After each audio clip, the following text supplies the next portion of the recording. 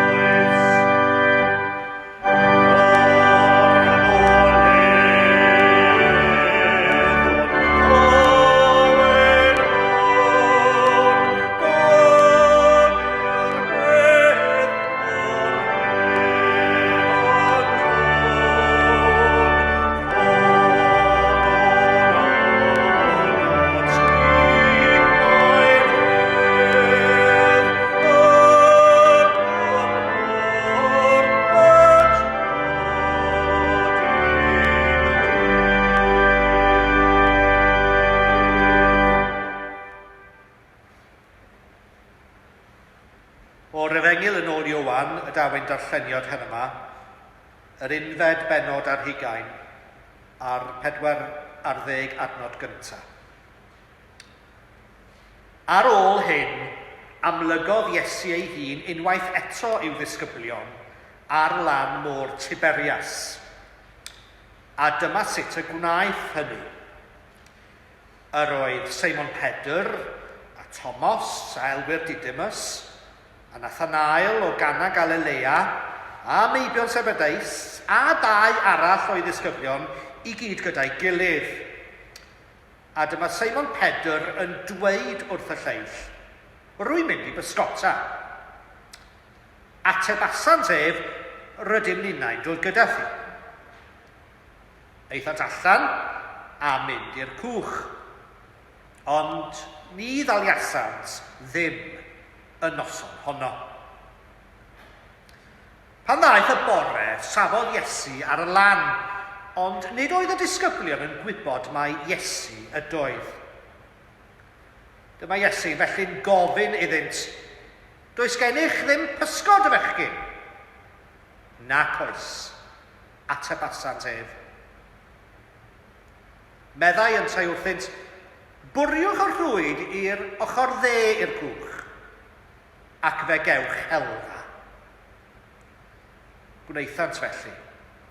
Ac ni allent dynnu'r rhwyd i mewn gan gymaint y pysgod oedd ynddi. A dyma'r disgybl hwnnw yr oedd Iesu'n ei garu yn dweud wrth Pedr, yr arglwydd hyn. Yna, pan glywodd Seimon Pedr mae'r arglwydd yn dweud, clymodd ei wisg uchaf amdano oherwydd yr oedd wedi tynnu ei ddillad, a neidiodd i mewn i'r môr.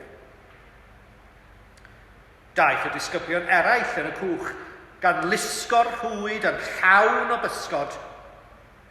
Nid oeddent ymhell o'r lan, dim ond rhyw 100 medr. Wedi iddynt lanio, gwelsant dan golosg wedi ei osod, a physgod arno, a bara. Meddai Iesu wrthynt, dewch o rhai o'r pysgod yr ydych newydd ei dal. Dringodd Seimon Pedr i'r cwch, a thynnu'r rhwyd i'r lan yn llawn o bysgod braf, 153 ohonynt. Ac bod cymaint ohonynt, ni thorodd y rhwyd. Dewch, meddai Iesu wrthynt, cymerwch frecwast. Ond nid oedd neb o'r disgyblion yn beiddio gofyn iddo pwy wyt ti. Yr oeddent yn gwybod mae yr arglwydd y dweud. Daeth Iesu atynt, a chymerodd y bara a'i roi iddynt, a'r pysgod yr un modd. Dyma yn awr y drydedd waith i Iesu ymddangos i'w ddisgyblion ar ôl iddo gael ei gyfodi oddi wrth y meirw. A gorffwysedd bendith Duw ar y darllen o iair. I ni'n ddyledus i eirlys Richard Jones am y weddi heno yma. Gweddiwn. Arglwydd ein Duw a'n tad, rwy ti'n gwybod beth yw anghenion ein calonnau a'n heneidiau cyn i ni ofyn dim genyt. Ac mae ein holl ddeisyddiadau yn hysbys i ti. O dad, wrth i ni ymgynnull yn rhithiol ei ddaddoli, ein bod ar wasgar, bydd gyda ni. Una ni yn dy gariad, ac arwain ni yn ein haddoliad. Ymfalchion a diolchwn ein bod o hyd yng nghysgod gorfoledd y Pasg, a gwyrth yr atgyfodiad. Nad aed hwnnw byth o'n cof. Tro'n balchder yn obaith, yn argyhoeddiad ac yn ymroddiad i'th waith. Gad i ni gofio a gwerthfawrogi o'r newydd eto aberth dy fab Iesu ein mwyn ni. Ei ddioddefaint, ei ddewrder a maint ei gariad yn aberthu ei hun drosom ni a thros y ddynoliaeth. Arwain ni fod yn deilwng o aberth Iesu, fel bod bywyd ni yn adlewyrchiad a gwerthfawrogiad o'i gariad llwyr atom ni. Wrth i ni fyfyrio ar ymddangosiad Iesu i'r disgyblion ar lan y llyn, gad i ni gofio bod Iesu gyda ni o hyd. Cynorthwyo ni i'w adnabod fel gwnaeth Pedr, a goleia ni i sylweddoli dy fod ti gyda ni, bob dydd o'n bywyd.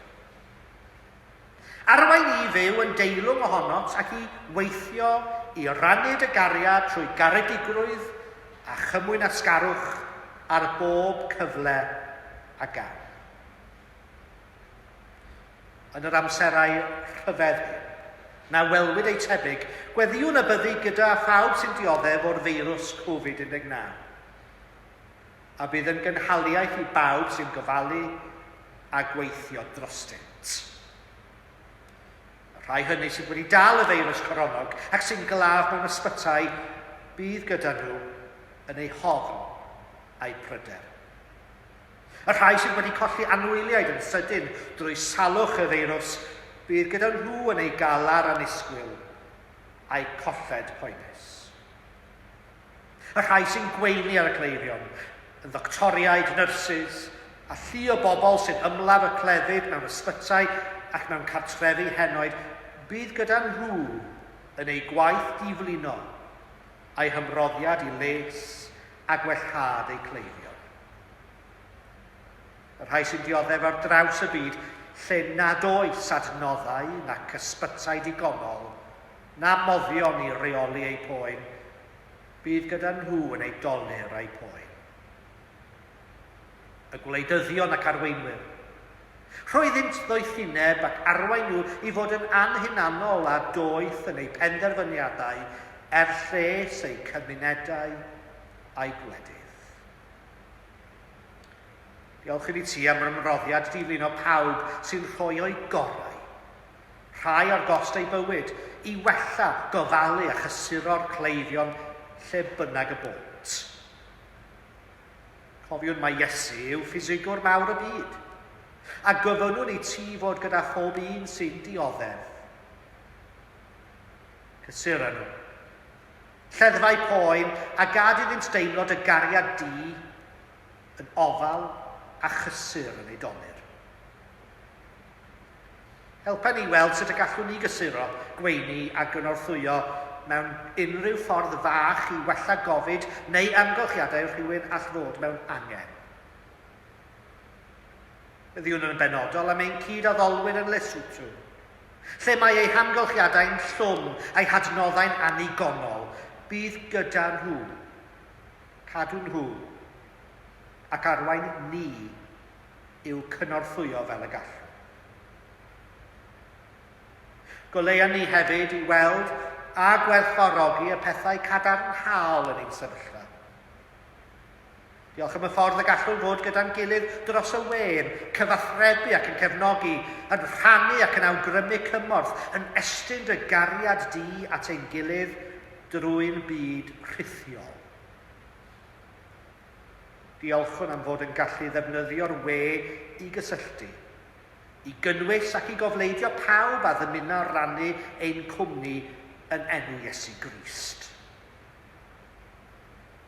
Diolch am ein pobl ifanc, eu hegni a'i ysbrydoliaeth i ni. Diolch am ein cymuned eglwysig hynod o gyfoethog mewn cefnogaeth, deall ac ysbrydoliaeth. Gwerthfawrogon yr ysbrydolrwydd sy'n tyfu yn ein ymwneud â'n gilydd, a diolchwn am bob cyfraniad, her ac arweiniad y cawn eith ddeall di, ath garu di, ath ddilyn di'n well. Arwain i weithredu fel dyweisio. Gad i ni weld a defnyddio'n gall y cyfleoedd y gawn i weithredu mewn cariad ar dy ran. Bydd gyda'r unig a'r trist, y rhai sydd heb deulu na chwmni, y rhai sy'n wynebu pethau neu benderfyniadau anodd. Deiwn at y wan gan wybod y fod yn rhoi nerth i ni. Deiwn yn edifeiriol gan wybod y fod yn estyn maddeiant i ni.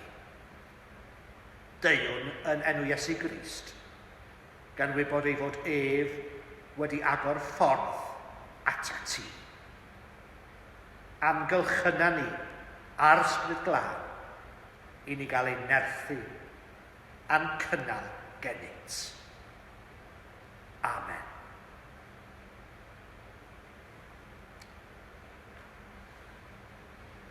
Trown yn awr at emyn rhif 538. Mor deilwng yw'r oen ddi farw mewn poen, mwyn i droseddwyr gael byw. Trwy rinwedd ei waed, mawr heddwch a wnaed, cymodwyd gelynion a dyw. Rhif yr emyn 538.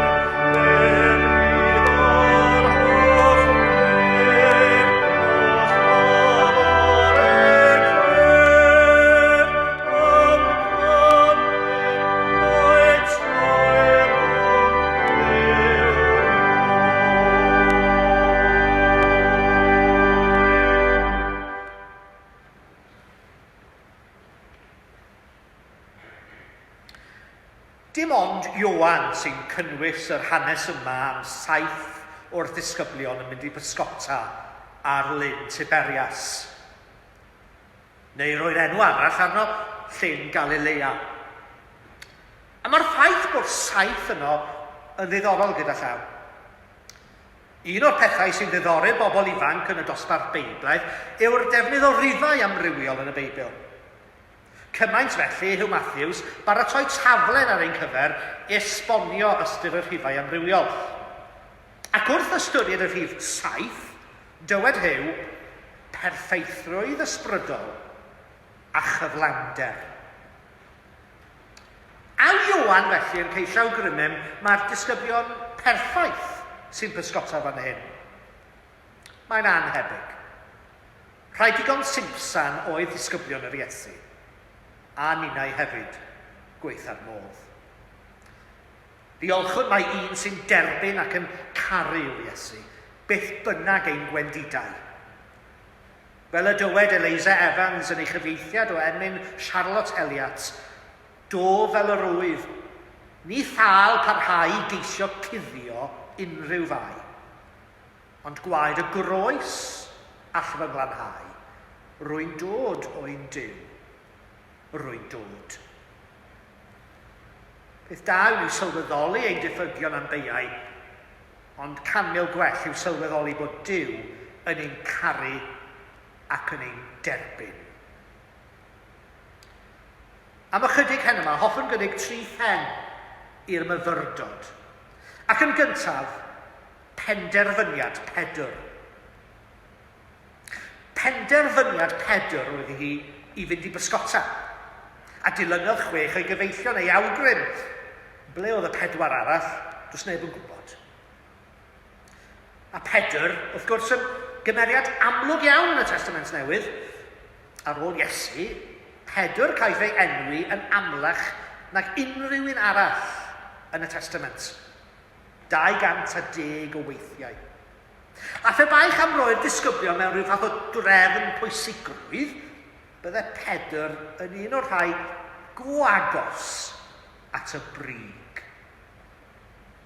Ond un o'r pethau oedd yn nodweddiadol o gymeriad Pedr oedd ei dueddiad i ddweud a gwneud pethau cyn meddwl. Pedr wedi'r cyfan a gyffesol Iesu Grist y Feseia, ac o fewn ychydig adnodau cafodd ei gyrryddu am ddweud wrth Iesu nad oedd disgwyl iddo gael ei groeshoelio. Pedr dorrodd clust yr archyfeiriad i ffwrdd gyda'i gleddyf, gweithred byrbwyll nad oedd wedi helpu achos yr Iesu. Ac wrth gwrs, Pedr wadodd ei fod yn adnabod yr Iesu, a hynny 2 gwaith. Doedd penderfyniadau Pedr ddim i'w canmol, ond eto, roedd llawer o'i blaid. Dyma un a gafodd ail gyfle, ac wedi'r Pentecost daeth yn sylfaenydd yr eglwys fore. Cymysgwch o gryfderau a gwendidau oedd ei gymeriad, ac efallai mai dyna pam mae'n apelgar i ni sy'n dilyn Iesu heddiw. A'i weithred fyrbwyll oedd mynd i bysgota ar y diwrnod arbennig hwnnw? Ar ôl y croeshoeliad a'r atgyfodiad, mae'n rhaid bod meddwl seiml dros y lle, yn gymysgwch o dristwch, llawenydd, ac efallai erbyn hyn, penderfynodd mai y peth gorau i wneud oedd i symud ymlaen, ailgydio'n ei hen broffesiwn, a rhoi'r 2 mlynedd diwethaf i lawr fel profiad. Mae ein penderfyniadau ni mewn bywyd yn gallu arwain at ganlyniadau pellgyrhaeddol. Ond sut ddylen ni sicrhau ein bod yn gwneud y penderfyniad cywir mewn bywyd? Ond nid llythyr Iago sy'n cynnig y cyngor orau. Os yw rhywun ohonoch yn ddiffygiol mewn doethineb, gofyned gan Dduw. Ac fe'i rhoddir iddo oherwydd y mae Duw yn rhoi i bawb yn hael. Troi at Dduw. wrth gwneud penderfyniad. Cofiwch, roedd penderfyniad Pedr wedi arwain at gyfle arall, newydd, i weld yr Iesu. Yr Iesu atgyfodedig. Ac wrth ystyried hynny, penderfyniad da a phriodol ydoedd. Penderfyniad Pedr. Yn ail, cyfarwyddiadau Crist. Noson siomedig a gafwyd. Iddynt fod allan drwy'r nos yn bysgota, ni ddaliasant unrhyw beth. Oedd Pedr yn gwybod am bysgota fel cefn ei law, bydd yn gwybod yn iawn ble dal yr haid fwyaf, ond fel ar y diwrnod hwnnw pan gyfarddu ar Iesu am y tro cyntaf, methiant oedd ei ymdrechion. Does gen i ddim amynedd i fod yn bysgotwr. Ac o'r herwydd, dydw i erioed wedi mentro arni. Ond, yr hyn a wyddom, gan fy mod yn dod o dre glan môr, yw'r ffaith mai yn y nos mae'r amser gorau bysgota. Gyda'r hwyr, oedd y pysgotwyr yn gosod eu cyfarpar i fyny ar hyd y promenad ym Mae Colwyn. Ac wrth gwneud ychydig o waith ymchwil, dysgais mai 3 math o bysgod byddai'r disgyblion wedi gobeithio dal yn ystod y cyfnod yma. Pysgod San Pedr, dwi'n amau mai dyna oedd ei henw pryd hynny. Pysgod Llyn, Cap, a Morgath, Catfish. Wrth gwrs, doedd yr Iweddewon ddim yn bwyta morgathod, catfish, gan nad oedd ganddynt esgyll a chennau. Dyna un o reolau'r bwydydd cwsiwr yn yr Hen Testament. Felly, roeddent yn gwerthu'r morgathod i'r cymunedau Groegaidd i'r dwyrain o Galilea. Roedd gwaith y bysgotwyr felly yn sicrhau nid yn unig bwyd i'w teuluoedd nhw, ond hefyd incwm da am yr hyn a ddoliasant. Yn y benod hon, mae'r Iesu'n gweld y siom yng ngwyneba'r disgyblion. Dim bwyd, dim incwm. Felly rhoddodd gyfarwyddiadau iddynt. Bwriwch y rhwyd i'r ochr dde, ac fe gewch helfa. Byddai unrhyw bysgotwr werth ei halen yn gwybod mai nid yn y bore y mae dal pysgod. Ac eto, gwrando a gweithredu wnaethant. Dilyn y cyngor. Iddynt fod wedi blino ac am fynd adref, daliasant ati i fyddhau a dilyn cyfarwyddyd Crist. Rhaid i mi gyfaddau, mi chwerthin pob tro yn ei ddarllen yr adnod, dringodd Seimon Pedr y cwch a thynnu'r rhwyd i'r lan yn llawn y bysgod braf 153 ohonynt. Dwi'n amheus iawn ei bod wedi mynd ati i gyfri pob un, ond yn ôl y gred ar y pryd, 153 o fathau gwahanol y bysgod oedd yn y môr. Rhydd hyn yr awgrym fod yr Efengyl yn agored i bawb. Ni fydd neb yn cael ei gwrthod. A dyna'r awgrym oedd yn ffefryn gyda dosbarth Beiblaidd nos lun diwetha gyda llaw. Cynigais un esboniad arall iddynt, ond oedd hynny ddim yn apelio. Mynd yn ôl at y busnes o rifa ma nes i, gan gyfeirio at y ffaith bod y rhifau 7 a 10 yn rifau perffaith. Ac os felly chi'n adio nhw at ei gilydd, fe gewch chi rhif 17. Ewch ati wedyn i gyfri pob rhif rhwng 1 ac 17 at ei gilydd, hynny yw 1, adio 2, adio 3, adio 4, ac fe gewch gyfanswm o 153. Ond oedd bobl ifanc o dosbarth Beiblaidd ddim yn keen ar y syniad yna. Gewch chi benderfynu dros eich hunain pa esboniad sydd yn well gen eich chi. Beth bynnag yr ystyr am y rhif, yr hyn sy'n bwysig yw'r ffaith mai cyfarwyddiadau Crist arweiniodd at lwyddiant. Wrth ddilyn ei gyfarwyddyd a'i gyngor, daw canlyniadau dymuno, tu hwnt i'n breuddwydion. Penderfyniad 4, cyfarwyddiadau Crist, ac yn olaf, gwledd y gwaredwr. Caiff y disgyblion ei gwahodd i frecwast yng nghwmni'r Iesu, gwledd y gwaredwr. Mae'n amheus gennydd mae cyd-ddigwyddiad oedd fod y bwyd a baratowyd wedi goginio ar dan golosg gyda llaw. Tybiaf mae hollol fwriadol oedd hynny. A credaf mae'r rheswm dros wneud hynny oedd i atgoffa Pedr o'r hyn a ddywedodd pan oedd wrth y tân golosg rhai dyddiau ynghynt. Gai atgoffa chi o'r ysgrythyr. A dyma'r forwyn yn dweud wrth Pedr, tybed a wyt tithaid un o'r ddisgyblion y dyn yma. Nac ydw i, atebodd yntau. A chan ei bod yn oer yr oedd y gweision a'r swyddogion wedi gwneud tân golosg, ac yr oedd yn sefyll yn ymdwymo wrtho, ac yr oedd Pedr yntau yn sefyll gyda wy.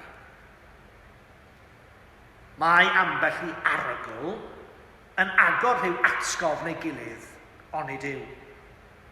Yn ôl gwyddolwyr, mae arogl yn teithio i fyny'r ffroenau i ran o'r ymenydd o'r enw'r olfactory bulbs, lle caiff ei ddarllen gan yr ymenydd. Yna caiff ei symud i'r amygdala, yr ardal sy'n effeithio ar ein hemosiynau, cyn cyrraedd y hippocampus, yr ardal sy'n dwyn atgofio o'r arogl. Wrth eistedd yng nghwmni'r Iesu, yn edrych ymlaen at wledd y gwaredwr, wrth i arogl y tân golosg lenwi ei ffroenau, tybiaf mae adeg y gwadu ddaeth i gof Pedr, a'r emosiwn o gywilydd yn ei lenwi. Pwy a wyr? Ond i mi, yr hyn sy'n ddiddorol am y rhan yma o'r testun yw hyn. Roedd yr Iesu yn coginio pysgod eisoes. Doedd dim angen pysgod y disgyblion arno. Medda'r testun wedi ddislanio gwelsant dan golosg wedi wneud a physgod arno. A bara. Ydy Ioan yn ceisio dweud rhywbeth fan hyn, sgwni? Rhywbeth amdano ni. Wedi'r cyfan, mae yna dueddiad i ni Gristnogion i feddwl bod Duw yn dibynnu arnom heddiw. Y syniad yma fod Duw yn aros i ni weithredu, ac os na weithredwn, ni ddigwyddydd. Os na bregethwn, ni fydd pobl yn clywed y newyddion da. Os na fyddwn ni yn ceisio newid y byd, ni newidydd.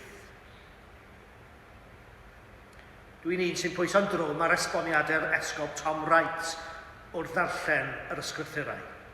Ac yntau sydd wedi fy ngoleio i'r ffordd yma o feddwl. Meddai, how dreadfully easy it is for Christian workers to get the impression that we've got to do it all. God, we imagine, is waiting passively for us to get on with things. He has no hands, but our hands, we are sometimes told. Brawddeg gyda llaw, nes I chynnwys yn fy bregedd wrthnos diwethaf. Ond mae aeth Tom Wright ymlaen I ddweud hyn. What a load of rubbish. Whose hands made the sun rise this morning? Whose breath guided us to think and pray and love and hope? Neither the church or its individual members can upstage him. Ydy, mae'r Iesu'n gofyn y disgyblion I ddod â physgod, ond dydy o ddim ei hangen nhw chwaith. Dyna dwi'n ei enni'n aros ysgol Sul wedi'r Oedfa, I glywed eich barn chi am y gosodiad yma. Wedi dweud hynny oll, nid esgus I eistedd yn ôl yw hyn. Mae Crist yn disgwyl i ni weithio'n galed drosto. Os mae gwaith Duw ydyw, mae'n bwysig i ni roi o'n gorau. Ond peidiw'n meddwl mai dim ond lawr i ni yw'r cyfan, a bod gan yr Iesu byw atgyfodedig dim modd i weithredu hebddo.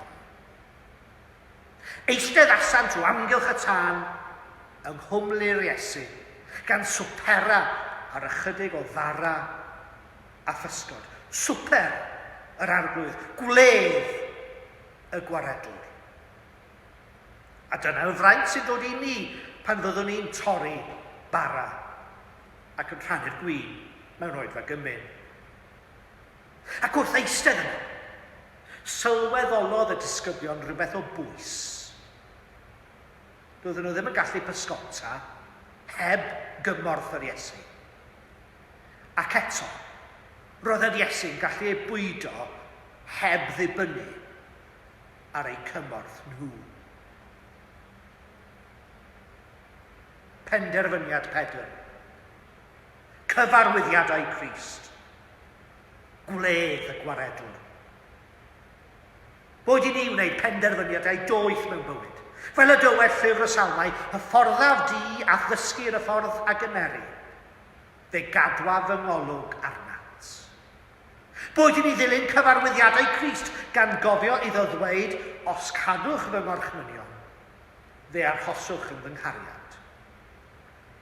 A boed i ni wledda ar Crist, bara ein bywyd, oherwydd dywedodd Crist, my fi yw bara'r bywyd.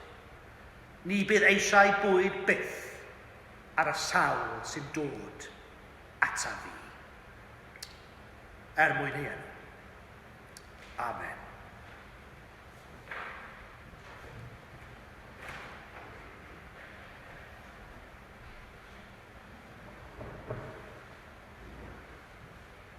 Yr emyn olaf yw emyn rhif 762.